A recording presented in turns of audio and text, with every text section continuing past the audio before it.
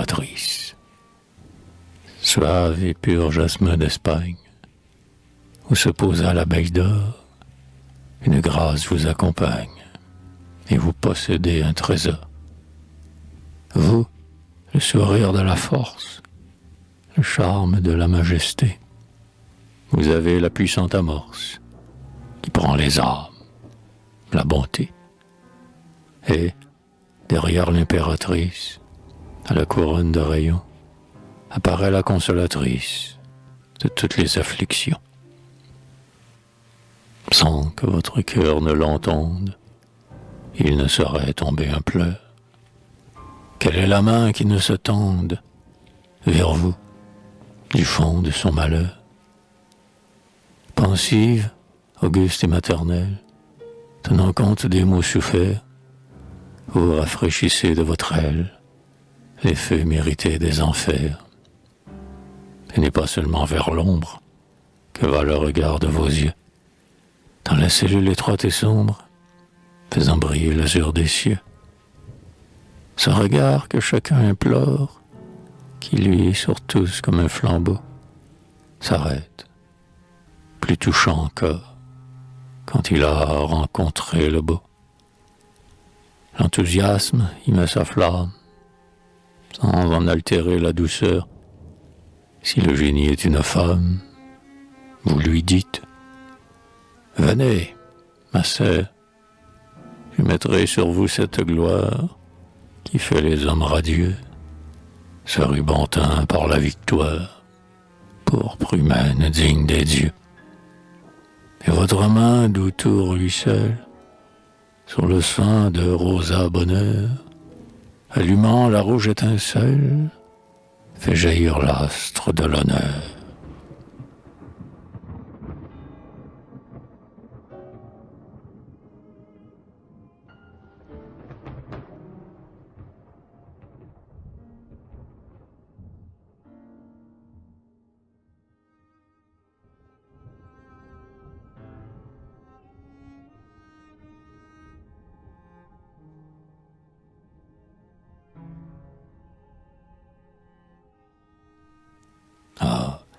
Quelle joie au séjour morne des pauvres enfants détenus.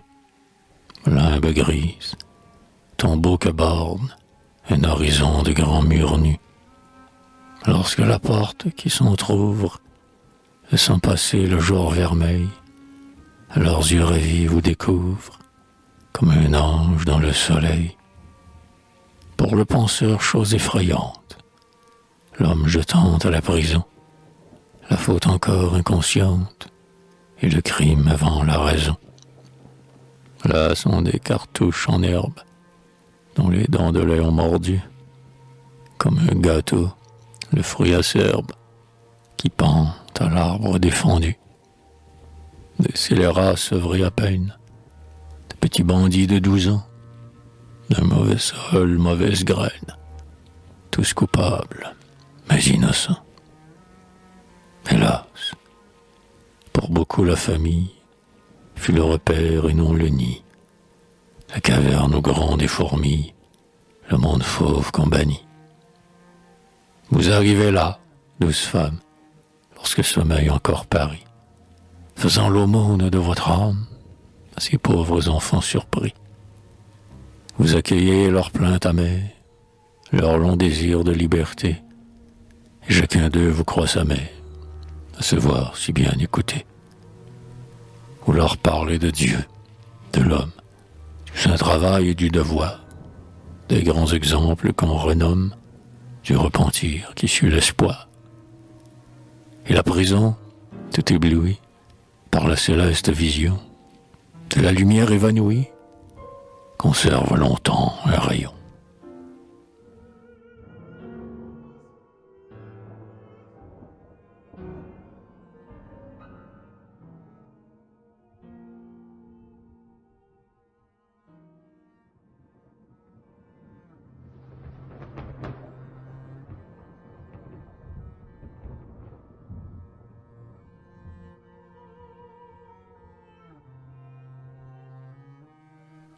Il est d'autres cités dolentes que d'autres Dante décriront, Les heures s'y traînent bien lentes, la faute à la rougeur au front.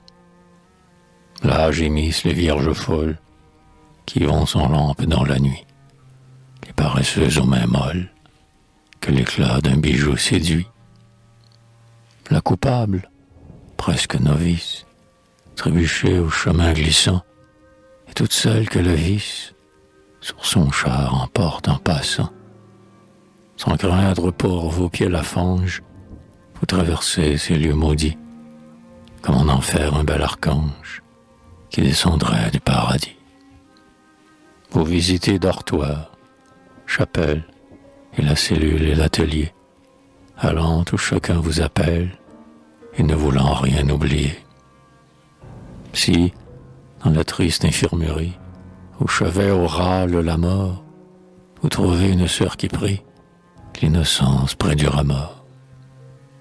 Vous ployez les genoux, et l'âme, dont l'aile bat pour le départ, croit voir resplendir en Notre-Dame, à travers son vague regard. Lorsque c'était la litanie, vous vous penchez pour mieux saisir, sur les lèvres de l'agonie, le suprême et secret désir.